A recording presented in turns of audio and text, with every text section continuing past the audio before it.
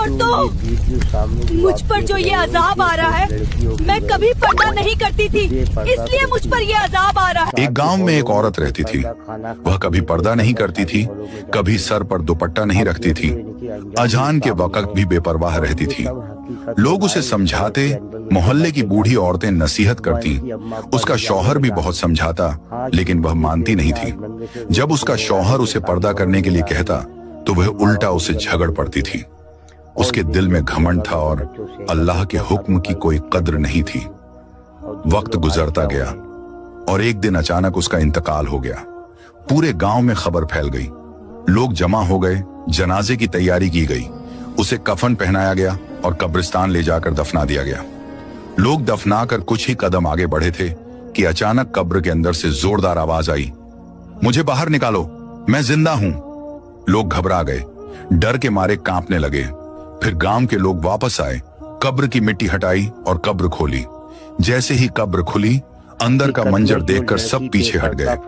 कब्र के अंदर भयानक आग जल रही थी। उस आग के बीच वही औरत खड़ी थी। उसका चेहरा पूरी तरह काला पड़ चुका था, चेहरा जला हुआ, आंखों में डर और दर्द भरा हुआ। उसके पूरे शरीर पर दर्दनाक हालत थी और उसके शरीर से एक मोटा काला सांप कसकर लिपटा हुआ था, जो उसे और जकड़ रहा था। वह औरत जलती हुई आग के बीच खड़ी होकर चीखते हुए बोलने लगी, ए लोगों, देख लो मेरा हाल। मुझ पर जो ये दर्दनाक अजाब आ रहा है वो इसलिए है क्योंकि मैंने जिंदगी में कभी पर्दा नहीं किया, कभी सर नहीं ढका, अल्लाह के हुक्म को हल्का समझा, घमंड किया, नाफरमानी की। फिर उसने कांपती आवाज में कहा, सुन लो, कभी घमंड मत करना, हमेशा पर्दा करना, अल्लाह के हुक्म की कद्र करना, वरना कब्र में ऐसा अजाब मिलेगा जिसे तुम सह नहीं पाओगे। इतना कहकर वह जोर से चीखी। सांप ने उसे और कस लिया। आग का शोला और तेज हो गया और वह वापस कब्र के अंदर गिर पड़ी।